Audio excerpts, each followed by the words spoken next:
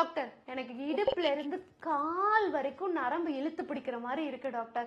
கால் எடுத்து வைக்கும் போது அப்படியே ஷாக் அடிச்ச மாதிரி வலி இருக்கு டாக்டர். இந்த சைடுல இருந்து இந்த சைடு திரும்பி படுக்கிறதுக்கும் முடிய மாட்டேங்குது. குனிஞ்சு நிமிர்ந்தாலும் வலி ஆகுது டாக்டர். காலெல்லாம் ஒரே குடைச்சலா இருக்கு டாக்டர். அதுக்கப்புறம் கால் சம்டைம் வந்து மறுத்து போகுது, விருத்துக்கிற மாதிரி இருக்கு. சம்டைம் அங்கங்க குத்துற மாதிரி பெயின் கூட இருக்கு டாக்டர். அதுவும் ஸ்பெஷலா இந்த கெண்டை பகுதியும் இந்த தொடை பகுதியும் ரொம்ப இழுத்து பிடிக்கிற மாதிரி பெயின் ஆகுது டாக்டர். மசில் எல்லாம் டைட்டா இருக்கிற மாதிரி இருக்கு டாக்டர்னு சொல்லிட்டு நிறைய பேஷண்ட் வருவாங்க. இதுக்கு ரீசன் என்ன அப்படின்னு பாத்தீங்கன்னா, இந்த ஜவ்வு பலகி காலுக்கு வர சயாட்டிக்காங்கிற நரம்பு மேல அழுத்திட்டு இருக்கிறது தாங்க. ஸோ இந்த ஜவ்வு பாத்தீங்கன்னா மோஸ்ட் காமன்லி எந்த இடத்துல எல்லாம் டேமேஜ் ஆகும் அப்படின்னு பாத்தீங்கன்னா L4, L5, L5S1 இந்த ரெண்டு பகுதியில தான் அதிகமா டிஸ்க் வந்து பல்ஜ் ஆகி காலுக்கு வர நரம்பு மேல அழுத்திட்டு இருக்கும். முதல்ல இந்த டிஸ்க் வந்து எதனால எல்லாம் பல்ஜ் ஆகும் அப்படின்னு பாத்தீங்கன்னா, ரொம்ப காமனா பாத்தீங்கன்னா இந்த 20 வயசு பசங்க எல்லாம் வந்து ட்ரீட்மெண்ட் எடுக்கிறதுக்கு வருவாங்க. அவங்க எல்லாம் என்ன பண்ணிருப்பாங்கன்னா, எய்தர் ஜிம்ல போய் வெயிட் ரொம்ப அதிகமா தூக்கிடுவாங்க, ஒரு ப்ராப்பரான கோச் இருக்க மாட்டாங்க, கைடன்ஸ் இருக்க மாட்டாங்க, தூக்கிடுவாங்க. இல்ல அப்படின்னா பைக்ல ரொம்ப ஃபாஸ்டா போய் ஹம்ப்ல ஏறி இறங்கும் போது, பைக்ல இருந்து ஸ்கிட் ஆகும் போது, இல்ல வந்து குழியில எதுவும் விட்டுரும் போது ஒரு ஜர்க்கி மூவ்மெண்ட் இருக்குல்ல, இந்த ஜர்க்கி மூவ்மெண்ட் தாங்க ரொம்ப டேஞ்சர் இந்த டிஸ்க்கு. ஏன் அப்படின்னு கேட்டீங்கன்னா, இந்த டிஸ்க்ல இருக்கிறது ஆனுலர் நியூக்ளியர்னு சொல்லிட்டு ரெண்டு பகுதி இருக்கும். இந்த நியூக்ளியர் பகுதி இருக்கு இல்லையா, ஒரு ஜெல்லி கன்சிஸ்டன்சில இருக்கும். அது என்ன பண்ணும் அப்படின்னா, அதனோட வேலை என்ன அப்படின்னு பாத்தீங்கன்னா, இந்த எலும்புகளுக்கு நடுவுல வரக்கூடிய ஒரு வைப்ரேஷனை வந்து கண்ட்ரோல் பண்ணி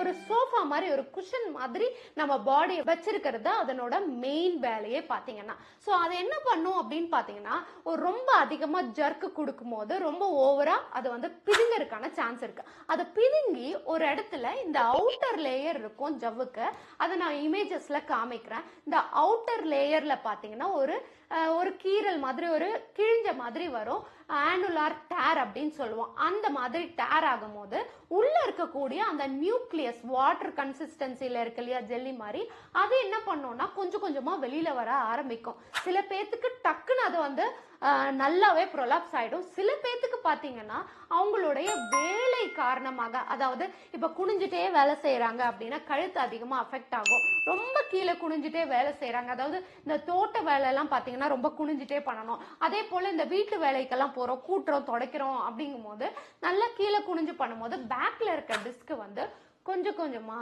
கொஞ்சமா தேய ஆரம்பிக்கும். இந்த தேய்மானம் எதனால வருது அப்படின்னு பாத்தீங்கன்னா, ப்ராப்பரான நியூட்ரிஷன் கிடையாது, ப்ராப்பரான ஒர்க் அவுட்ஸ் கிடையாது, எக்ஸசைஸ் கிடையாது. ப்ராப்பரான நியூட்ரிஷன் அப்படின்னா இதுக்கு ரொம்ப முக்கியம் மெக்னீசியம், ரொம்ப முக்கியம். அதே போல பாத்தீங்கன்னா விட்டமின் B12, விட்டமின் D, இந்த மாதிரி நிறைய நியூட்ரிஷன் வந்து நமக்கு ப்ராப்பரா தேவை. ஆனா நம்ம இதெல்லாம் பிளட் டெஸ்ட்ல பார்த்தோம் அப்படின்னா ஜிங்க், செலினியம், மெக்னீசியம், பாஸ்பரஸ் இதெல்லாம் வந்து கூட குறைய இருக்கு இல்ல கம்மியா இருக்கு அப்படின்னும் போது இந்த டிஸ்க் வந்து கண்டிப்பா சீக்கிரமாவே டேமேஜ் ஆகிறதுக்கான சான்சஸ் இருக்கு. அதுவும் ஸ்பெஷலா இந்த டிஸ்க்ல வந்து நிறைய போர்ஷன் வந்து கிட்டத்தட்ட 70ல இருந்து 80% தண்ணி மட்டும்தான் இருக்குங்க. ஸோ வாட்டர் கன்சிஸ்டன்சி ப்ராப்பரா இல்லை, இந்த இடத்துக்கு வந்து ப்ராப்பரா வாட்டர் வந்து சப்ளை இல்லைனாலும் உங்களுக்கு வந்து டிஸ்க் வந்து டீஹைட்ரேஷன் ஆகிறதுக்கு சான்சஸ் இருக்கு. ஏன் அப்படின்னு பாத்தீங்கன்னா, இந்த டிஸ்க் இவ்வளவு சீக்கிரம் டேமேஜ் ஆகுது அப்படின்னு பாத்தீங்கன்னா, இந்த டிஸ்க்கு ரத்த ஓட்டம் கிடையாது.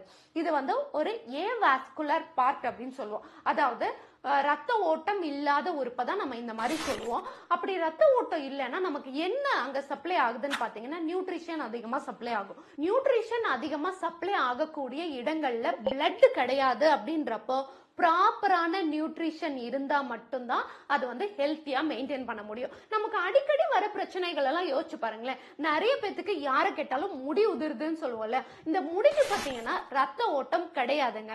ஆனா நியூட்ரிஷன் சப்ளை இருக்கனாலதான் முடி வளருது. சப்ளை கம்மி ஆகும் போது முடி வந்து கொட்ட ஆரம்பிக்குது. அதே போலதான் இந்த ஜவ்ல நியூட்ரிஷன் சப்ளை இல்ல அப்படின்னா உங்களுக்கு வந்து கொஞ்சம் கொஞ்சமா ஜவ்வு வந்து தேய்மானம் அடைய ஆரம்பிச்சிடும். இது வந்து ஏஜ் ஆகும் போதும் உங்களுக்கு வர ஆரம்பிக்கும். பிளஸ் பாத்தீங்கன்னா ரொம்ப காமனா நீங்க எங்காவது விழுந்துட்டீங்க, பாத்ரூம்ல வலிக்கு விழுகிறீங்க, ஹைட்டான ஒரு இடத்துல இருந்து விழுகிறீங்க, வெயிட் அதிகமா சடனா தூக்குறீங்க, உங்களுக்கு ப்ராப்பரா வெயிட் தூக்கி பிராக்டிஸ் இல்ல, டக்குன்னு போய் நான் தூக்கிட்டேன் மேம் அப்படின்னு சொல்லிட்டு வருவாங்க.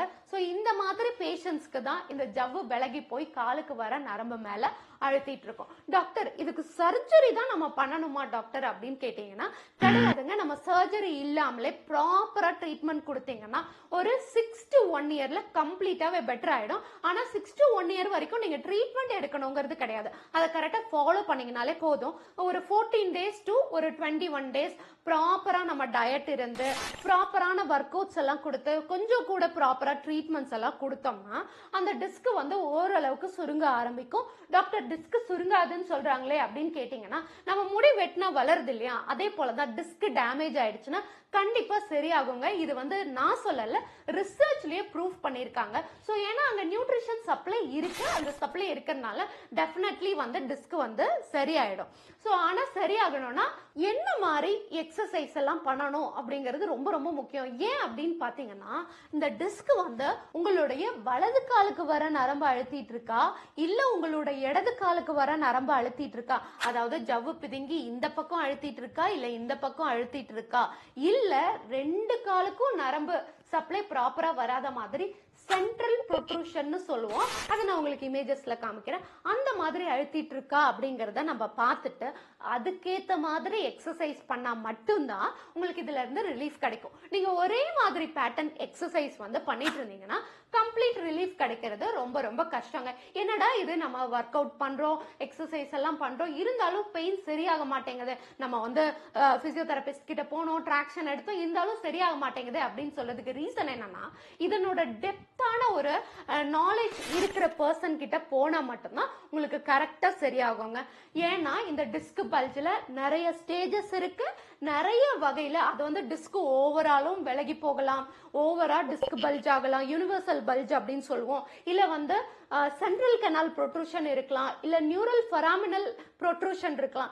என்ன ப்ரொட்ரூஷன் இருக்கு அப்படிங்கறத பொறுத்து நம்ம எக்ஸசைஸ் பண்றோம் இல்ல அதுக்கேத்த மாதிரி நம்ம ட்ரீட்மெண்ட் கொடுக்கறோம் அப்படின்னா கண்டிப்பா நல்லாவே பெட்டர் ஆயிடும். சோ இதெல்லாம் உங்களுக்கு நான் டீட்டெயிலா சொன்னது புரிஞ்சிருக்கும்னு நினைக்கிறேன். இப்போ நீங்க என்னென்ன எக்ஸசைஸ் எல்லாம் பண்ண கூடாது அப்படின்னு நான் சொல்றேன், ஏன் அதை பண்ணக்கூடாது அப்படிங்கறதையும் சொல்றேன். ஆல்ரெடி என்னென்ன எக்ஸசைஸ் பண்ணணும் அப்படிங்கிற வீடியோஸ் வந்து நான் போட்டிருக்கேன் நம்ம சேனல்ல. ஆனாலும் இது பர்சன் டு பர்சன் வந்து வேரியேஷன் ஆகுங்க. அது உங்களுக்கு பர்சனலி தெரியாது அப்படிங்கறதுனாலதான் என்னென்ன எக்ஸசைஸ் எல்லாம் நீங்க பண்ணக்கூடாது அப்படிங்கறத நான் சொல்லிடுறேன்.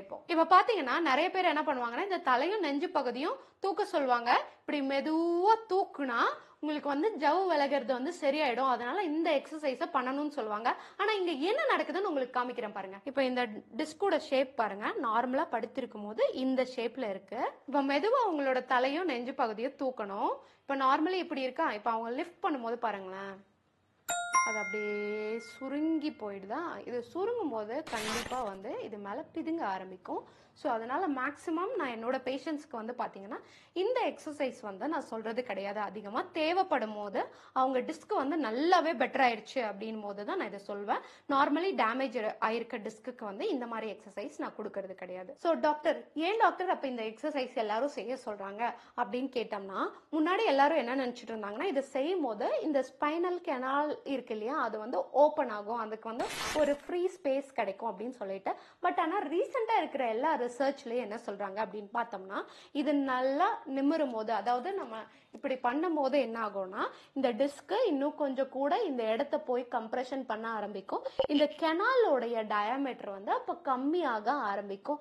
அதனால இந்த கெனாலோட ஸ்பேஸ் அதிகப்படுத்துற மாதிரி நம்ம எக்ஸசைஸ் கொடுத்தா மட்டும்தான் அவங்களுக்கு பெயின் வந்து நல்லா ரிலீஃப் ஆகும். இதை வந்து ரிசர்ச் மூலமா மட்டும் கிடையாது, நானே என்னோட பேஷண்ட்ஸ்க்கு வந்து நிறைய பேத்துக்கு எக்ஸ்பீரியன்ஸ் பண்ணி பார்த்திருக்கேன். சில எக்ஸசைஸ் கொடுக்கும் போது அவங்களுக்கு பெயின் சொல்லுவாங்க, சில எக்ஸசைஸ் கொடுக்கும் போது அவங்களுக்கு பயங்கரமா ரிலீஃபா இருக்கு அப்படின்னு சொல்லுவாங்க. குனிஞ்சிட்டு இப்ப குனியும் போது நமக்கு பிரச்சனை கிடையாதுங்க. ஆனா இந்த குனிஞ்சிட்ட வெயிட்டை இப்ப தூக்குங்க, அப்படியே வெயிட்டை டக்குன்னு தூக்குவீங்கல்ல, தூக்கும் போது உங்களோட ஃபுல் ஸ்ட்ரெயின் வந்து லோ பேக்குக்கு வந்துடும். அப்பதான் வந்து உங்களுக்கு வந்து டிஸ்க் வந்து பல்ஜ் ஆக ஆரம்பிச்சிடும்.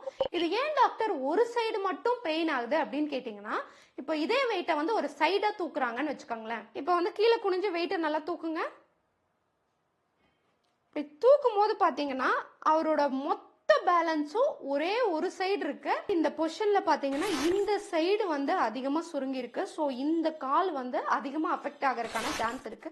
ஏன்னா முன்னாடி வச்சுட்டு வெயிட் ஃபுல்லா இந்த காலுக்கு போக போகுது. ஸோ இந்த சைட்ல இருக்கக்கூடிய ஜவ் வந்து விலகி இந்த காலுக்கு போற நரம்பை வந்து அழுத்துறதுக்கான சான்ஸ் வந்து நிறையவே இருக்கு. ஸோ இதுக்காக தான் நான் கீழே குனிஞ்சு வெயிட் தூக்கக்கூடாது, சில எக்ஸசைஸ் எல்லாம் நம்ம அவாய்ட் பண்ணணும் அப்படிங்கிறது சொல்றது. டாக்டர் எனக்கு என்னென்ன மாதிரி எக்ஸசைஸ் பண்ணணும் அப்படின்னு சொல்லுங்க அப்படின்னு சொன்னீங்கன்னா, நான் சொன்னேன் இல்லையா, ஒரு டிஸ்க் பல்ஜுக்கும் ஒரு மாதிரியான எக்ஸசைஸ் கொடுத்தா மட்டும்தான் இது நல்லாவே உங்களுக்கு ரிலீஃப் கிடைக்கும். ஸோ இதை பத்தின ஏதாவது உங்களுக்கு டவுட் இருக்கு, இல்ல வந்து என்ன காண்டாக்ட் பண்ணணும்னு நினைக்கிறீங்கன்னா 9943152186 நம்பருக்கு காண்டாக்ட் பண்ணுங்க. கீழே டிஸ்கிரிப்ஷன்லயும் நம்பர் இருக்கு. Thank you so much.